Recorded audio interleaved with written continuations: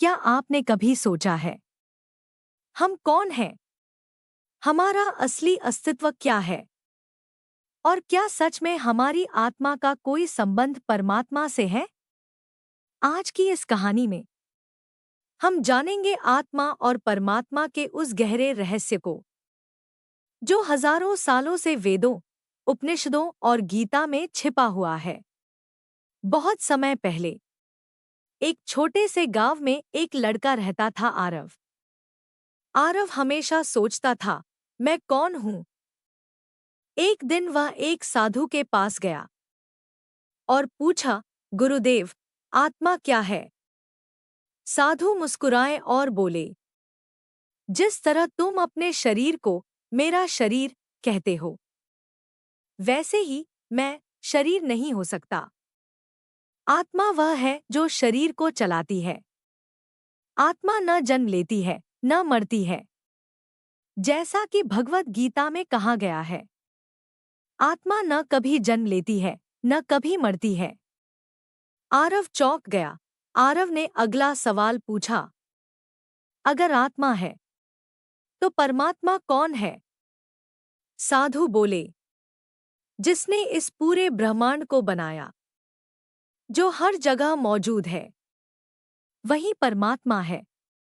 जैसे समुद्र में अनगिनत लहरें होती हैं, वैसे ही परमात्मा से अनगिनत आत्माएं निकलती हैं। यह बात उपनिषद में भी कही गई है। तत्वमसि, यानी तू वही है। साधु ने आरव को नदी के किनारे ले जाकर कहा, देखो इस नदी को।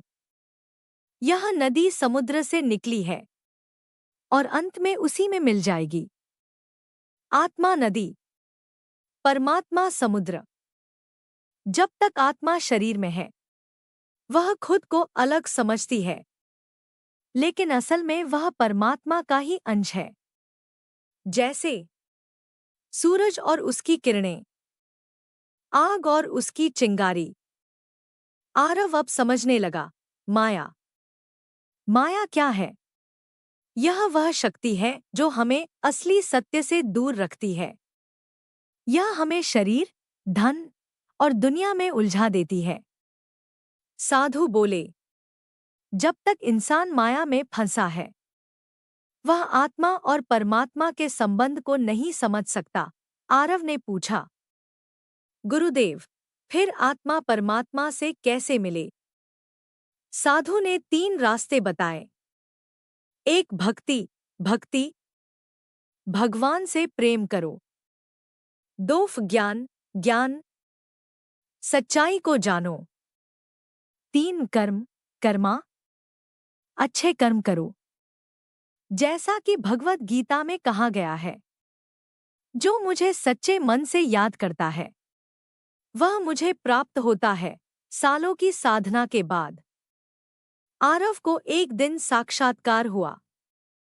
उसे महसूस हुआ, मैं शरीर नहीं हूं, मैं आत्मा हूं और मैं परमात्मा का ही अंश हूं। उसका अहंकार खत्म हो गया और वह परम शांति को प्राप्त हो गया। दोस्तों, हम सब इस शरीर में रहने वाली आत्माएं हैं और हमारा असली घर परमात्मा है।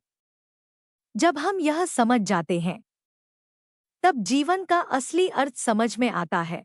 इस प्रकार की ज्ञान की बातों को जानने के लिए हमारे इस चैनल को सब्सक्राइब करें।